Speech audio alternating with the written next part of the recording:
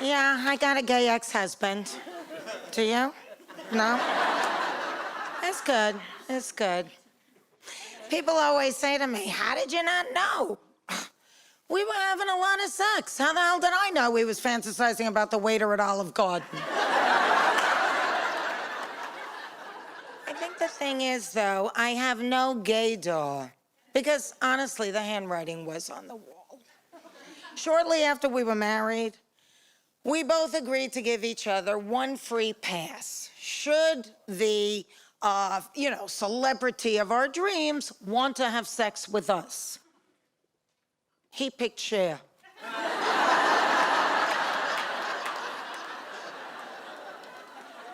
And I picked Bruce Jenner.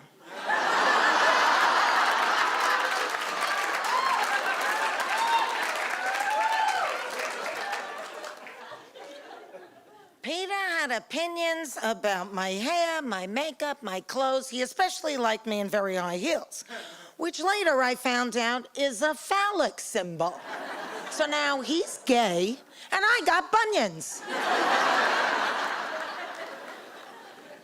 When we were doing The Nanny, everybody said that I was a gay icon, but when Peter came out, that's when I was elevated to Judy Garland status.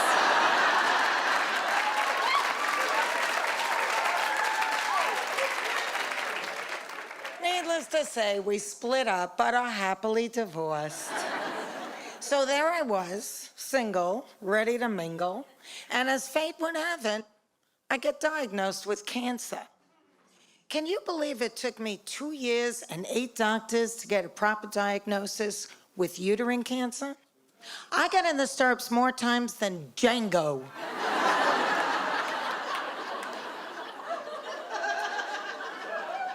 And every doctor had a different solution for my symptoms. Leg pain, oh, drink gin and tonics before going to bed. Stool change, stop eating so much spinach. Hard breasts, you got the tits of an 18-year-old. Which I do, by the way. But there I was with perky breasts in need of roughage, going to bed sloshed in some vain attempt to cure myself. Doctor number 8 said, you need an endometrial biopsy. But doctor number 1 said I was too young for that. And I didn't ask what it's for, because I was just so thrilled to be too young for anything. 3 days later, they said I had cancer and I needed a hysterectomy. Oh my God, I can't even tell you. When I came home from the hospital, I was so depressed and so weak. I remember looking at myself in front of the mirror naked at my misshapen, swollen, black and blue abdomen, wondering, who is this woman in the reflection? I had always been everyone else's caregiver. I was the stalker. I was the superwoman. Well, it just so happens, on that day, Cousin Susan was coming for lunch. Mom prepared a beautiful spread, and we all sat around the dining room table to eat. Susan was talking a mile a minute, and suddenly, she starts choking on her food. Well, I immediately jumped to my feet, got behind her, and started doing the Heimlich maneuver. My dad, who rarely comes up for air when there's food placed in front of him, suddenly said, she's choking. And my mom, in a voice not unlike my own, says, don't rip your stitches. Every time I did the maneuver, Cousin Susan's glass of white wine, which she still had in her hand, went splashing across the room. When suddenly, miraculously, this tiny piece of regurgitated poultry pops out of her mouth and lands on the floor. Well, we all gathered around to look at it. Mom bent down with a big white napkin and picked it up and said, it's not even that big. And Cousin Susan, still gasping for breath, said, Fran, you saved my life. And I really did save her life. But in an unexpected way, on that day, Cousin Susan saved mine. Because that was the moment I was beginning to feel like my old self again.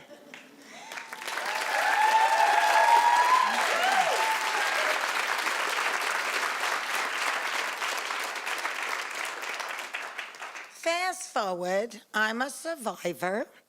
I found it.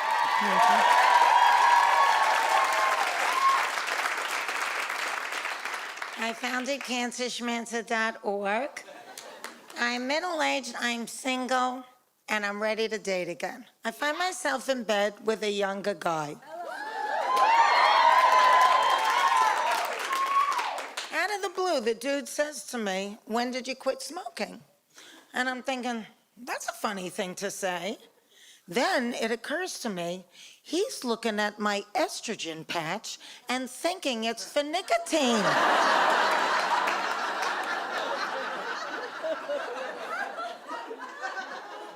Now I'm wondering, what's more of a turnoff, smoking or menopause? So I say to him, it's only been 3 months and it's very hard.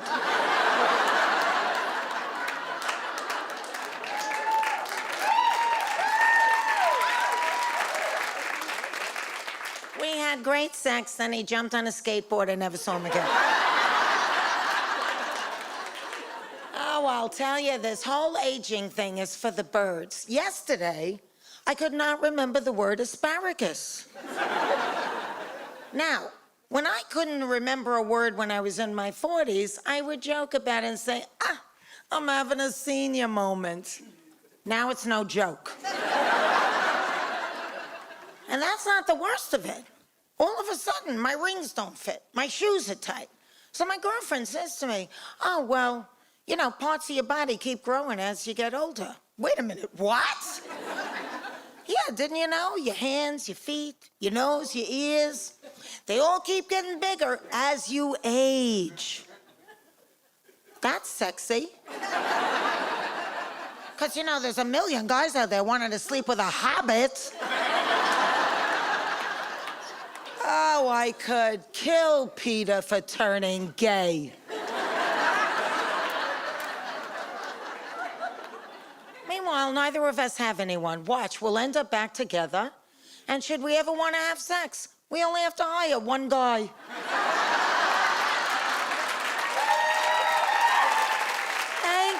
Thank you so much. You've been a great audience.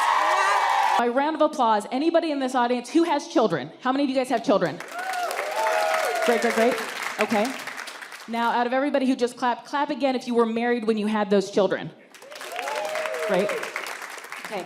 Now, how many of you accidentally got pregnant from a one-night stand with your friend Craig, and now you're co-parenting a 3.5-year-old? So just, okay. Well, boy, do I have a story for you.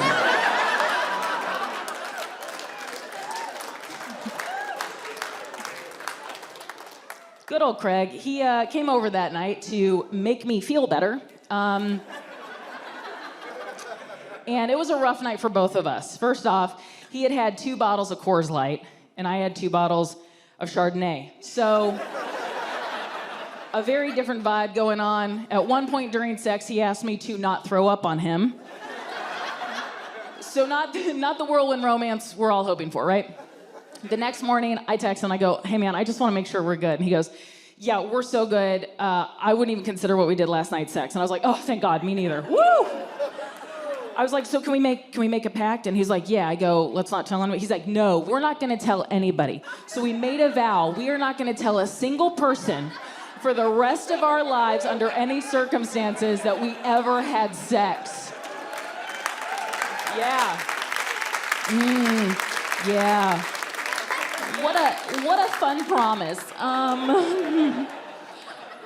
Because 3 weeks later, a late period, a positive pregnancy test, we were like, we're gonna have to tell a lot of fucking people, right? So here's the interesting thing about Craig and I. We both come from very conservative and religious families, and we both left them to pursue a career in entertainment and hedonism, okay? So this was not on either of our 5-year plans, okay? Now, Craig was supportive from the beginning. when I say supportive, he was like, I'm gonna support you. Whatever you decide to do, just make sure you make the right decision. Okay, I'm gonna support you. Like, that was him supporting me. Now, I didn't want to be a mom. I should say, I never wanted to be a single mom. I was raised by one. I saw how hard that was, and I was like, absolutely not, hard pass. Did my mom teach me how to make White Russians by the time I was 8? Yes, but other than that, not a lot of perks, okay? Yes. But here I was looking down the barrel of being a single mom, and I was like, what am I gonna do? And my therapist, Annie, said, well, you know, Nicole, sometimes we create what we fear most. And I'm like, yeah, but if that were true, I'd be performing this tonight in a room filled with snakes and pap smears, so.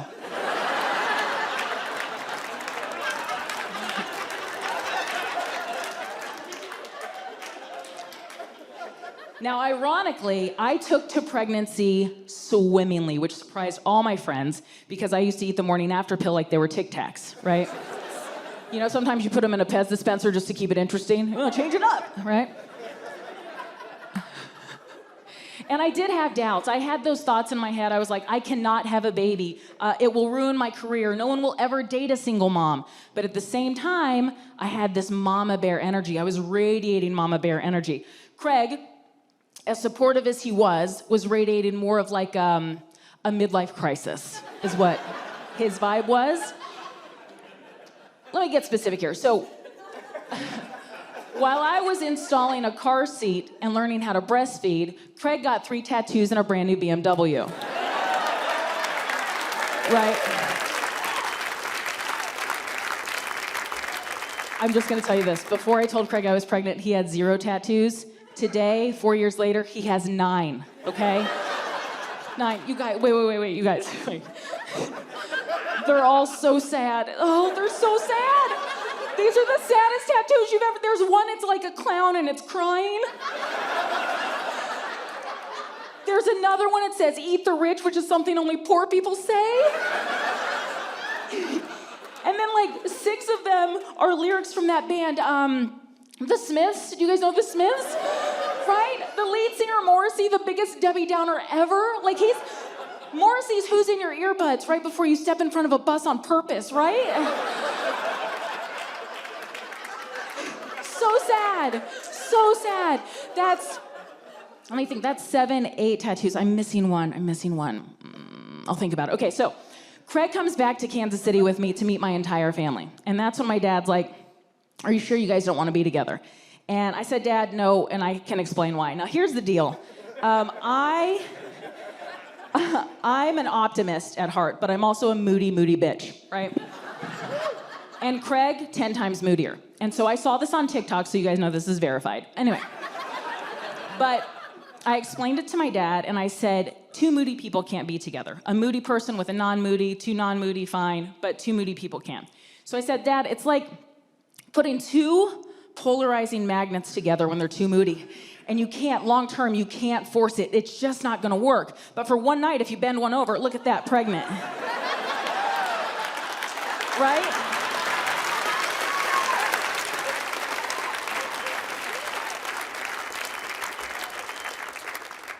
My dad did not like that analogy at all. Cut to September 5th, 2019, in the doctor's room with Craig and my best girlfriend, Corey. The doctor checks my cervix, which if you've never had that done, real treat. And she's like, oh, you're actually dilated to 3 centimeters. And I was like, yeah, that's probably because of college, you know, whatever. And she's like, no.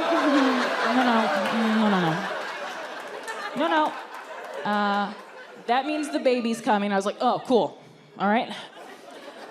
24 hours later, I gave birth to a beautiful, healthy, 8-pound, 6-ounce baby girl. Yes.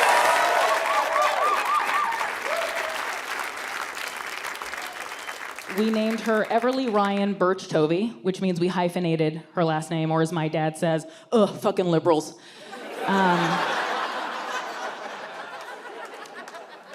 I should also say that my dad is devout Catholic, and he has 3 kids from 2 marriages. And all 3 of his children had kids out of wedlock. So at a certain point, maybe it's you know?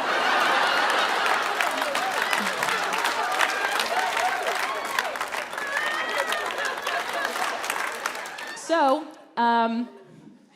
the other interesting thing is while we were in the labor and delivery room, the nurse could not figure out what our dynamic was between me, Craig, and Corey. Because Craig and I, like, obviously I'm the one in the bed giving birth, but Craig and I weren't the affectionate couple that most married people are, right? So she didn't know if Craig and Corey were a couple and I was the surrogate, or if Corey and I were a lesbian couple and he was the donor.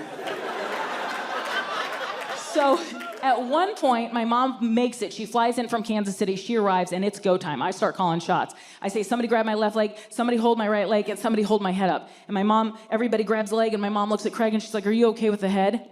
And I said in front of 2 nurses and an obstetrician, if he was okay with the head, we wouldn't be in this situation now, would we?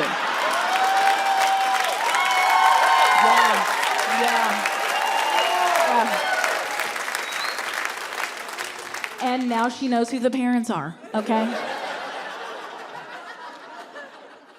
Now, my birth plan, which is an oxymoron, is that I wanted to go into labor on my actual due date, which was ironically Labor Day. I wanted to labor at home as long as possible until it was time for Craig to take me to the hospital, where my daughter would be born to the sounds of Nora Jones and Sarah Bareilles. And then eventually somebody would bring me sushi and a latte, and then I would be back to running my regular 3 miles by the end of the month. Yes. You hear the moms laughing in the audience like, oh, you dumb bitch. Like, that's, right? What actually happened was I was induced 5 days late. I went through 15 hours of labor, 4.5 hours of pushing. It took 3 sets of hands and a vacuum to get her out. When she was out, they realized my uterus ripped and they had to stitch it manually without an epidural. Now, yeah. Oh, I brought the room down. You should have been there, you know? Way worse for me. Way worse for me. So it's like that scene in Alien where you could see something coming up, but instead of an extraterrestrial, it was just my doctor elbow deep fisting me, you know? After that, I proceeded to bleed out on the table. I projectile vomited on my daughter, and I lost my hearing for 4 minutes. But then, they took me to the recovery room where I could heal. I'm sorry, breastfeed, okay? Now, this is where it gets interesting. My daughter has something that's called a strong latch, okay? So with just her gums, she ripped off the tip of my right nipple. Yeah, lactation specialist comes in and looks at it, and she goes, that should grow back. What? What kind of reptile shit is that? It's gonna grow back? Fucking hell. You should know it did grow back, and a little longer than expected. So.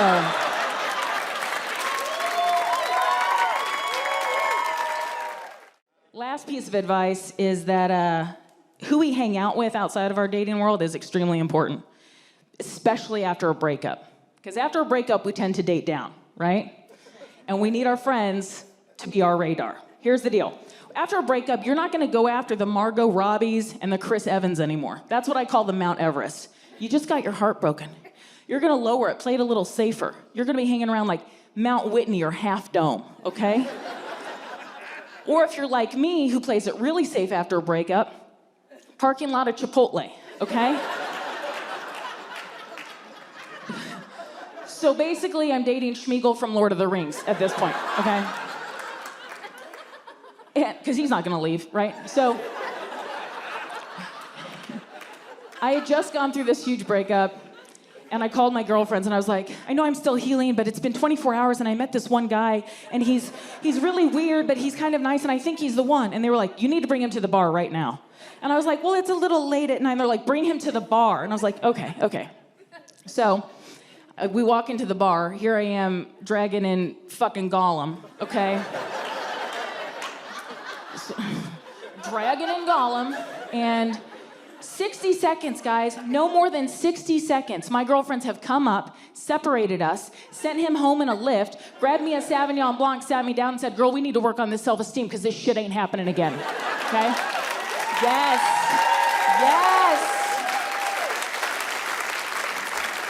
I did have to stop hanging out with this group of married women because they made me feel bad. Well, they made me feel bad while simultaneously complaining about being married. Like, their biggest complaint was, we have to have sex all the time. They always want to have sex. I'm like, wait a minute. I'm sorry. The women that are complaining about sex have diamond rings on their finger. I'm over here doing Debbie Does Dallas in a hot tub with a guy named Tico, and he won't even accept my Facebook friend request. You know what I mean? Now, when I turned 36, I had the best handle on my life. I was in therapy. I was in the best shape of my life. I was making 6 figures doing what I love, and I was dating a higher caliber of man. I'm talking about the kind of guy who tells other people you're their girlfriend. In Los Angeles! You have to dig for these fuckers, but they're there! It was going great, and I actually was dating this one guy. Very briefly, he called it quits, and that's fine, because now I had new tools to self-soothe, okay? I wasn't gonna sleep around or drink my way through every bar. Instead, I could go hiking, I could meditate, and I could call my therapist. Yes, and that lasted for 2 whole weeks.